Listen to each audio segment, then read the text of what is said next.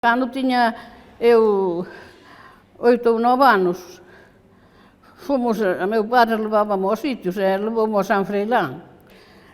Quería que me puñesen nos caballitos, pero eu estaba ao redor e parece que me mareaba, non lle quixen. Ele despois fomos por ali adiante e comproume un helado e comino.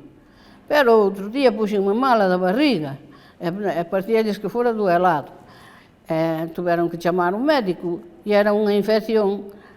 Adiviñou moi ben o médico que daquela non tiñan nada con que mirar, os de pueblo. Adiviñou que era unha infección a unha tripa.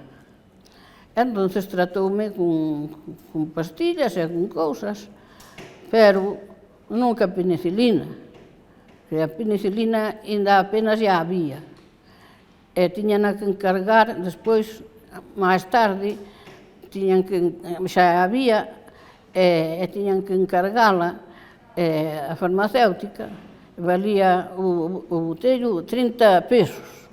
30 pesos, para daquela era moito, que atraía poucos. E gracias a eso fun curando, porque todo había, sin comer. Deronme ceragumil, que era un alimento, porque se comía, se me levantaba a tripa.